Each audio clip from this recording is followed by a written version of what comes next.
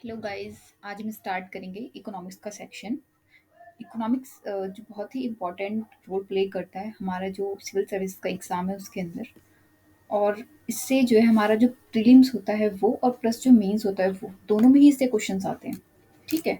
तो अगर हम बात करें इकोनॉमिक्स की तो यहाँ पर हम देखेंगे कि इकोनॉमिक्स का जो रोल होता है, इकोनॉमिक्स में भी आपका अगर हम देखें तो जो एग्ज़ाम में आता है, जैसे आपका ये प्रीलिम्स हो गया।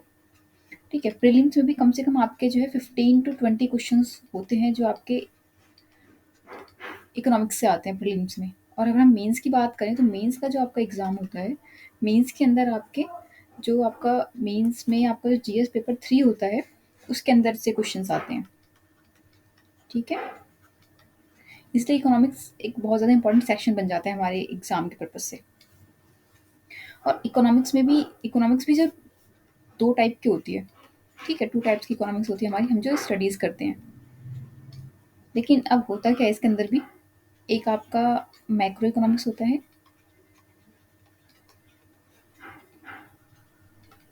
ठीक है, दूसरा आपका एक माइक्रो इकोनॉमिक्स होता है।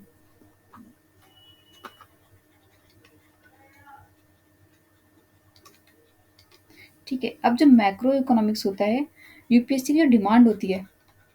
ठीक है, यूपीएससी का जो डिमांड है, डिमांड में यूपीएससी के माइक्रो इकोनॉमिक्स ही है। ठीक है, जो डिमांड में इसकी माइक्रो इकोनॉमिक्स ही है। क्यों माइक्रो इकोनॉमिक्स क्यों है? क्योंकि जो माइक्रो इकोनॉमिक्स है ना वो एक ब्रॉड लेवल पे बात करता है। एक किसी पर्टिकुलर इंसान की या पर्टिकुलर किसी चीज़ की बात नहीं करता। एक बड़े लेवल पे बात करता है मैक्रो इकोनॉमिक्स, इसलिए ये इसकी डिमांड है यूपीएससी की। लेकिन माइक्रो में क्या होता है, ये बहुत एक इंडिविजुअल की बात करता है। इंडिविजुअल चाहे वो फर्म हो गई, ठीक है, या इंडिविजुअल कोई भी कंपनी हो गई, उसकी एक बात करेगा पर्टिकुलरली।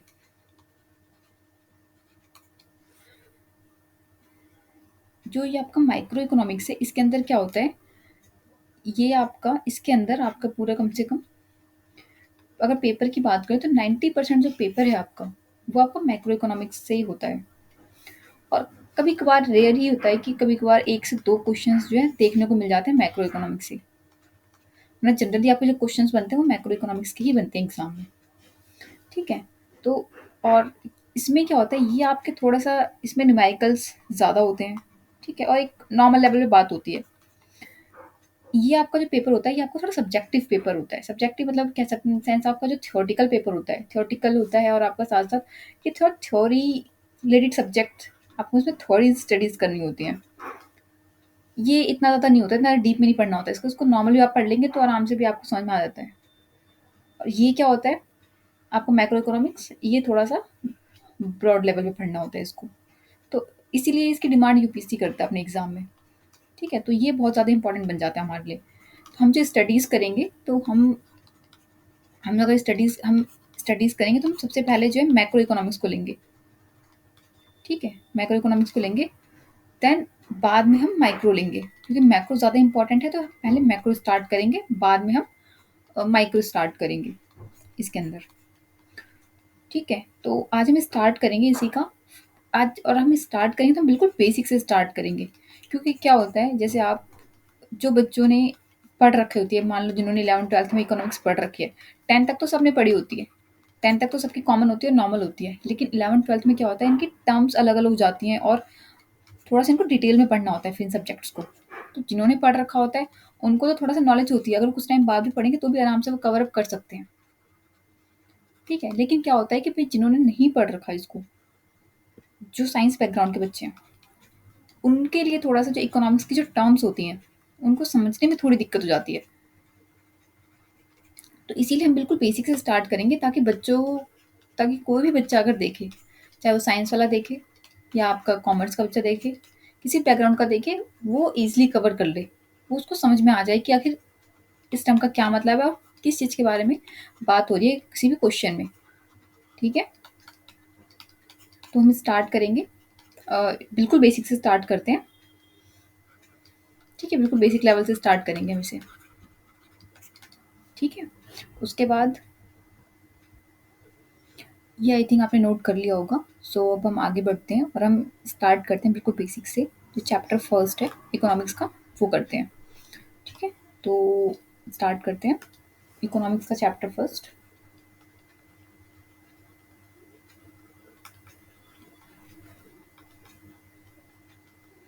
ठीक है, इकोनॉमिक्स का चैप्टर फर्स्ट जो है हमारा, वो है आपका ग्रोथ एंड डेवलपमेंट। इससे काफ़ी ज़्यादा क्वेश्चंस आ जाते हैं आपके, 4 टू 5 क्वेश्चंस तो इससे बनते ही हैं आपके एग्जाम में।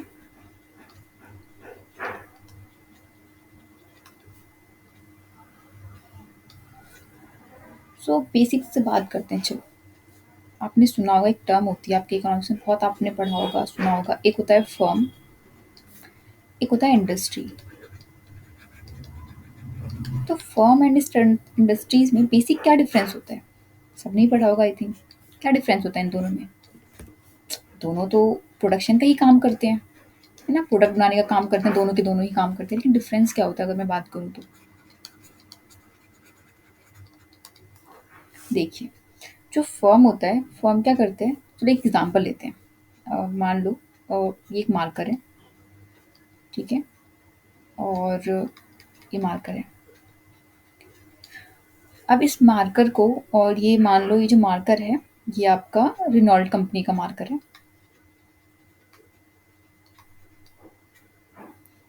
ठीक है? रेनॉल्ट कंपनी का मार्कर है। और ये जो मार्कर है, इसको पर्टिकुलर एक कंपनी बनाती है, ठीक है? पर्टिकुलर सिर्फ एक कंपनी बनाती है इस मार्कर को, अगर हम बोल बात कर रहे हैं तो। अब क्या होगा कि अब यहाँ पे हम, और ये जो आपकी एक इंडस्ट्री है, यहाँ पे क्या है कि मार्कर तो बन रहे हैं यहाँ पे, बहुत सारे मार्कर बन रहे हैं, लेकिन यहाँ पे क्या है कि यहाँ पे ना अलग अलग कंपनियां हैं। मान लो हो सकता है एक रेनॉल्ट की कंपनी हो गई, ठीक है? एक आपकी सेलो की कंपनी हो गई, ऐसे ही एक आपके प्राइड की कंपनी हो गई, ठीक है? ऐसे ही आपके एक पार्कर की कंपनी हो गई। तो ये अलग अलग कंपनियां हैं, तो हम इसको क्या कहेंगे, जहाँ पे एक पूरी ग्रुप ऑफ कंपनी है, इसको हम बोल देते हैं कि एक इंडस्ट्रीज है। जैसे आपने सुना होगा फूड इंडस्ट्री, ठीक है? एग्जाम्पल आपने सुना होगा फूड इंडस्ट्रीज का। तो ऐसे ही जहाँ पे एक से ज़्यादा कंपनियां रहती हैं और अपना अलग अलग प्रोडक्ट्स बना रही थी, उस पूरे एक जगह को, उस पूरे एक उस जगह को हम क्या बोलते हैं? इंडस्ट्रीज बोलते हैं। कि जहाँ पे डिफरेंट डिफरेंट जो मार्केट्स होती है अपनी अलग अलग कंपनी, सारे इंडस्ट्रीज के अलग अलग क्या होते हैं वहाँ पे होते हैं। तो हर एक ऐसे हर चीज़ की एक अलग अलग इंडस्ट्रीज होती है, और एक पर्टिकुलर सिर्फ एक ही कंपनी और कोई एक चीज़ बना रही है तो उसे हम बोलते हैं फर्म। मतलब फर्म की बात करें तो फर्म एक छोटे लेवल पे होती है, जबकि इंडस्ट्री जो है एक बड़े लेवल पे होती है। यहाँ पे एक से ज़्यादा कंपनियाँ होती हैं और अलग अलग अपना प्रोडक्शन कर रही होती हैं या प्रोडक्ट बना रही होती हैं, ठीक है? चलो, एक और हम बात करते हैं कुछ। अभी हम सिर्फ बेसिक बेसिक टर्म्स की बात करेंगे, देखते हैं कि, क्योंकि इन बेसिक टर्म्स का क्लियर होना बहुत ज़रूरी है। क्योंकि जब भी आप क्वेश्चंस पढ़ेंगे और जब आपको ये टर्म्स दिखेंगी और आपको इनका एग्जैक्ट मतलब नहीं पता होगा, तो फिर आप गड़बड़ कर देंगे, ठीक है? फिर क्या होगा, मार्क्स कट जाएंगे। तो हमें वो नहीं करना है, हम पहले इनकी बेसिक टर्म पे उनको समझेंगे। तो एक होता है आपका इकोनॉमिक्स के अंदर इकोनॉमिक ग्रोथ। इकोनॉमिक ग्रोथ क्या होता है? पढ़ा होगा आपने भी, बताइए अगर कुछ थोड़ा सा आइडिया हो तो। चलो कोई नहीं, देखते हैं। आइए, इकोनॉमिक ग्रोथ क्या होती है, इस वर्ड को ही देखते हैं। इस वर्ड को हम ब्रेक करें तो ये क्या है? इकोनॉमिक, मतलब हमारी इकोनॉमी की बात हो रहा है, और ये हो रही है ग्रोथ की, मतलब कोई भी चीज़ की ग्रोथ के बारे में बात कर रहे हैं। तो अब यहाँ पे आप देखो, तो इकोनॉमिक जो ग्रोथ होता है आपका, वो एक प्रोडक्शन स्पेसिफिक होता है, ठीक है? क्या होता है ये आपका? प्रोडक्शन स्पेसिफिक होता है। मतलब ये जो बात करता है कि इसको, इसमें इकोनॉमिक ग्रोथ में ये मतलब नहीं होता आपका कि मान लो कोई प्रॉब्लम में है या देश के अंदर गरीबी आ रखी है, देश के अंदर फेमाइन आ रखा है, इस यहाँ पे कोई मतलब नहीं होता इकोनॉमिक ग्रोथ के अंदर। यहाँ पे जस्ट मतलब होता है कि आपने कितनी यूनिट आपने प्रोड्यूस करी है एक पीरियड ऑफ टाइम में, ठीक है? मान लो आपका इस टाइम ये आपका 2021 में है, आपने कोई कंपनी है उसने प्रोड्यूस करा है, मान लो कोई भी चीज़ है, उसने एक 10 यूनिट उसने प्रोड्यूस करा है। ये आपका मार्कर हो सकता है, या फिर आपका कुछ भी बाइक हो सकती है, कार हो सकती है, कुछ भी। ये 10 यूनिट प्रोड्यूस करा है, और फिर 2021-22 में अगर हम बात करें, तो यहाँ पे इसने ये 11 यूनिट प्रोड्यूस किया है।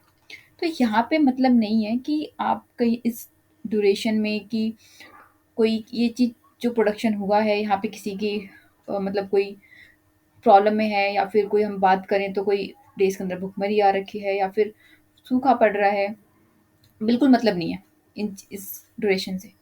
ये बस यहाँ पे ये देखा जाएगा कि आपकी जो क्वांटिटी की जो यूनिट है वो आपकी बढ़ गई है, सिर्फ ये मतलब होता है यहाँ पे। मतलब हम बात करें तो वेल बींग यानी ह्यूमन बींग या वेल बींग, इसकी बात ही नहीं करते हैं, इसको इससे बिल्कुल मतलब नहीं होता है। ठीक है, तो इकोनॉमिक ग्रोथ के अंदर सिर्फ इकोनॉमिक की बात करता है कि इकोनॉमिक में आपका जो भी फर्म है, कंपनी है, इंडस्ट्रीज है, इसका जो प्रोडक्शन हुआ है उसकी कितनी क्वांटिटी बढ़ी है। अगर ये क्वांटिटी आपकी बढ़ी है, अगर आपका लास्ट ईयर जितनी भी क्वांटिटी उससे क्वांटिटी अगर आपकी बढ़ी है तो हम कहेंगे कि इकोनॉमिक ग्रोथ हुई है। और अगर क्वांटिटी कम हुई है तो हम कहेंगे भाई इकोनॉमिक ग्रोथ नहीं हुई है। तो ये इसका एक कॉन्सेप्ट होता है बेसिक सा। ठीक है, तो इसके लिए हम एक डेफिनेशन भी लिख सकते हैं ताकि थोड़ा सा याद रहे, और अगर आप बाद में देखो तो आपको थोड़ा सा आसानी रहे। ठीक है, तो हम एक यहाँ पे हम लिख लेते हैं इसकी डेफिनेशन, थोड़ा सा याद करने में आसानी होगी। अच्छा, एक चीज़ और, इसका एक कॉन्सेप्ट, एक चीज़ और है इसके अंदर। जो इकोनॉमिक ग्रोथ होती है इसको मेज़र भी करते हैं। किसमें मेज़र करते हैं? इसको मेज़र करते हैं हम, हर चीज़ की मेज़र की यूनिट होती है, तो इकोनॉमिक ग्रोथ को भी हम मेज़र करते हैं। इसकी मेज़र यूनिट होती है जीडीपी। जीडीपी सबको ही पता है क्या होता है, ग्रॉस डोमेस्टिक प्रोडक्ट। ठीक है, इसमें हम इस इकोनॉमिक ग्रोथ को मेज़र करते हैं। अच्छा, जीडीपी भी दो टाइप की होती है। ठीक है, दो टाइप की होती है जीडीपी भी। इसमें आपका यहाँ पे एक होता है आपका नॉमिनल जीडीपी,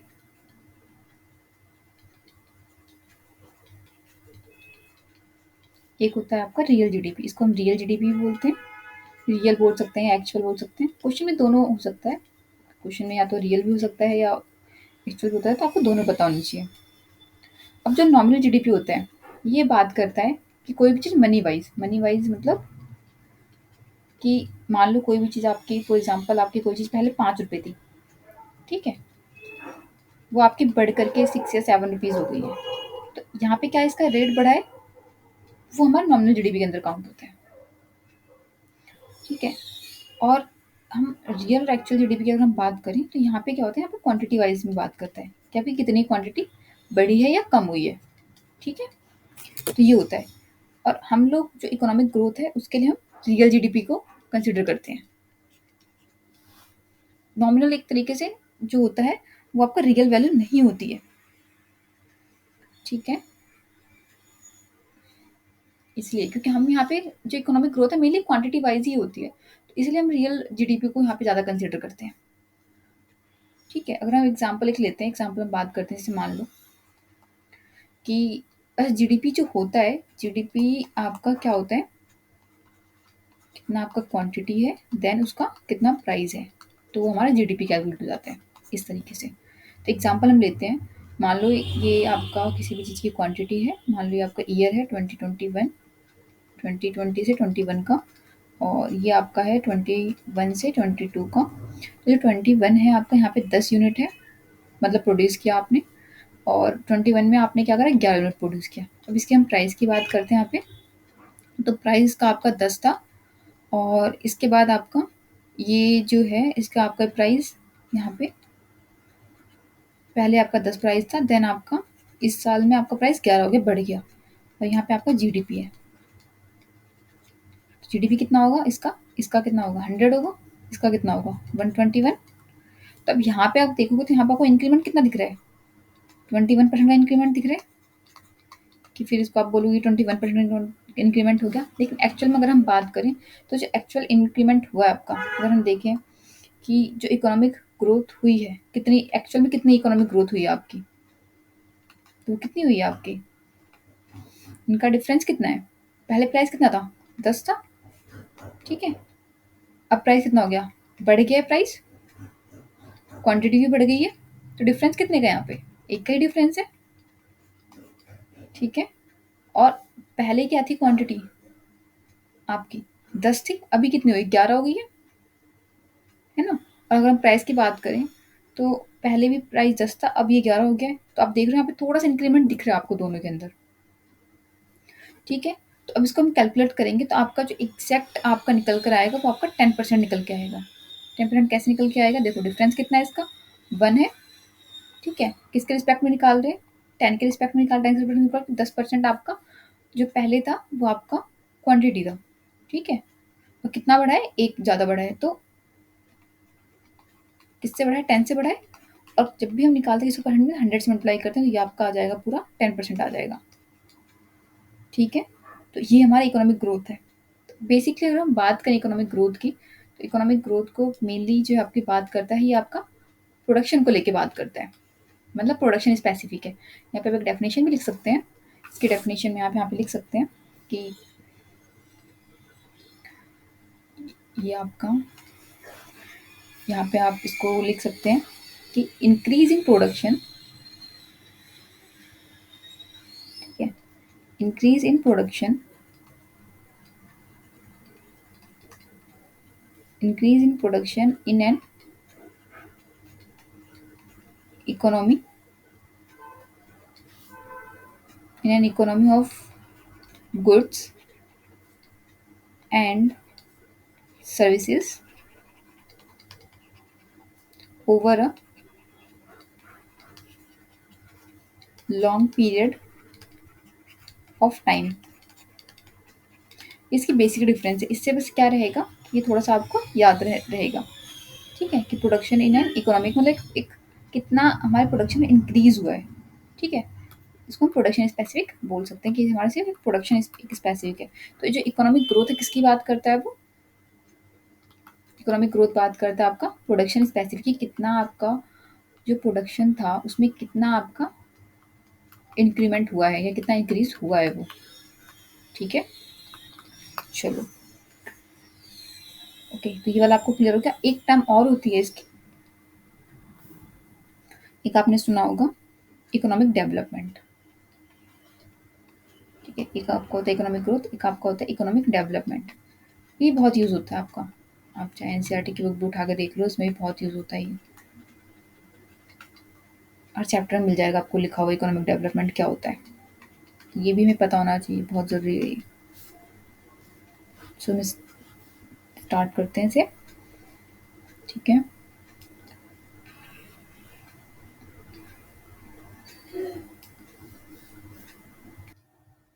चलो इसको हमने एक एग्जाम्पल से समझते हैं, वो ज़्यादा क्लियर करेगा। ठीक है, डेफिनेशंस तो बता दूंगी मैं आपको, लेकिन फिर एक एग्जाम्पल देखते हैं। मान लो एक बच्चा है, ठीक है, 5 साल का बच्चा है ये, और इसकी हाइट जो है वो, इसकी हाइट जो है 140 सेंटीमीटर है। ठीक है, 5 साल का बच्चा है, इसकी हाइट 140 सेंटीमीटर है। अगले साल के बाद बच्चा 6 साल का हो गया और इसकी जो हाइट है वो भी बढ़ गई, इसकी हाइट 150 सेंटीमीटर हो गई। तो अब यहाँ पे अब देखो, यहाँ देख के तो लग रहा है कि भाई इसकी ग्रोथ हुई है। ठीक है, एक और देखते हैं। ये एक बच्चा है, ये भी 5 साल का है, इसकी हाइट भी 140 सेंटीमीटर है। अगले साल ये 6 साल का हो गया और इसकी जो हाइट है वो भी बढ़ गई, 150 सेंटीमीटर हो गई। लेकिन जब ये 5 साल का था, 140 सेंटीमीटर का, तो इसको ना 5 तक टेबल आती थी। अगले साल भी इसको 5 तक की टेबल आती है, इसने आगे याद ही नहीं करी। तो अब ये बताइए यहाँ पे इसका ये जो हुआ है, ये तो इकोनॉमिक ग्रोथ हुई है। यहाँ यहाँ पे क्या हुआ? यहाँ भी सिर्फ बस ग्रोथ ग्रोथ हुई है। ठीक है, कि टाइम के साथ ये थी हाइट, इतनी हाइट इतनी बढ़ गई, इसकी हाइट इतनी थी, इसकी इतनी बढ़ गई, सिर्फ ग्रोथ ग्रोथ हुई है। इनमें क्या कोई डेवलपमेंट हुआ? जो हम बोलते हैं भाई इनका जो मानसिक डेवलपमेंट होना चाहिए, मानसिक विकास होना चाहिए, वैसा कुछ हुआ नहीं हुआ। तो ये क्या है? ये सिर्फ इकोनॉमिक ग्रोथ है। ठीक है, तो अगर हम बात करें, हमने पैसे तो बहुत कमा लिए इकोनॉमिक ग्रोथ करके, हमने बहुत पैसे कमा लिए, लेकिन जब ह्यूमन फैक्टर जो है उसका, हमारा जो एक ह्यूमन फैक्टर है उसको हमने पीछे छोड़ दिया इकोनॉमिक ग्रोथ के चक्कर में। तो उसमें भी हमें वर्क करने की ज़रूरत है। ठीक है, जैसे हमारा मान लो एजुकेशन सेक्टर हो गया, उसके अलावा फिर हमारा हेल्थ सेक्टर हो गया। ठीक है, फिर हमारा जो पॉवर्टी हो गया, इसके लिए भी कुछ न्यू न्यू स्कीम्स वगैरह बनाना, ये सारी चीज़ें। तो इस पे भी हमें ध्यान देने की ज़रूरत है कि इकोनॉमिक ग्रोथ तो हम करें, लेकिन साथ-साथ हमें इकोनॉमिक डेवलपमेंट पे भी ध्यान देना चाहिए। तो किसी भी अगर देश की अगर हम बात करें कि भाई किसी भी देश में अगर थोड़ा शांति चाहिए, थोड़ा सही से डेवलपमेंट हो, तो हमें किस पे फ़ोकस करना चाहिए? इकोनॉमिक ग्रोथ पे करना चाहिए या इकोनॉमिक डेवलपमेंट पे करना चाहिए? बताओ? हमें दोनों पे फ़ोकस करना चाहिए, दोनों ही बहुत इम्पोर्टेंट है। अगर हम इकोनॉमिक ग्रोथ कर रहे हैं, तो ये हमारा पीछे रह जा रहा है, इकोनॉमिक डेवलपमेंट। और अगर हम इकोनॉमिक डेवलपमेंट पे ध्यान दे रहे हैं, तो हमारा इकोनॉमिक ग्रोथ पीछे रह जा रहा है। तो हमें दोनों को एक साथ लेके चलने की ज़रूरत है, ठीक है? तो इसकी एक डेफिनेशन लिख लो ताकि थोड़ा-सा याद रहे। तो एक डेफिनेशन यहाँ पे लिख लेते हैं, ठीक है? ताकि थोड़ा-सा याद रहे। तो ये किससे इसका हम यहाँ पे लिख लेते हैं डेफिनेशन कि economic development it refers to that process of growth economic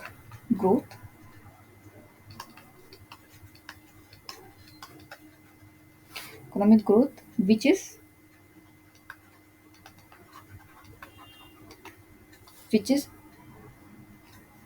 which is accompanied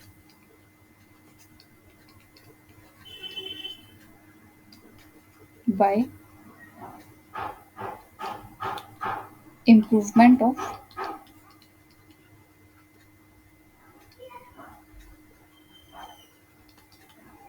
well-being of people।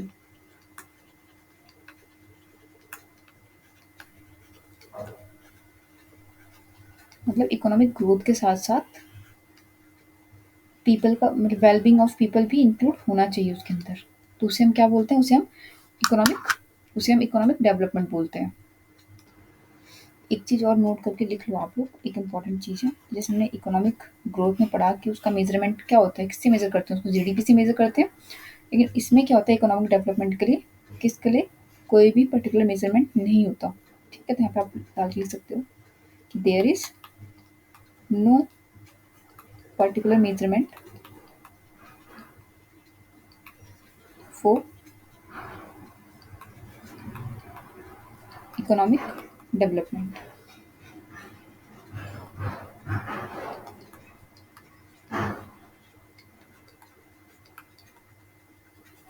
ठीक है? हम बात करें जब हमारा देश आज़ाद हुआ था, ठीक है? तो 1970 तक भी हम लोग क्या करते थे? 1970 तक भी हम इकोनॉमिक ग्रोथ और इकोनॉमिक डेवलपमेंट दोनों को हम एक ही समझते थे। हमें लगता था कि ये दोनों एक ही चीज़ है, हमने इसको अलग समझा ही नहीं, ठीक है?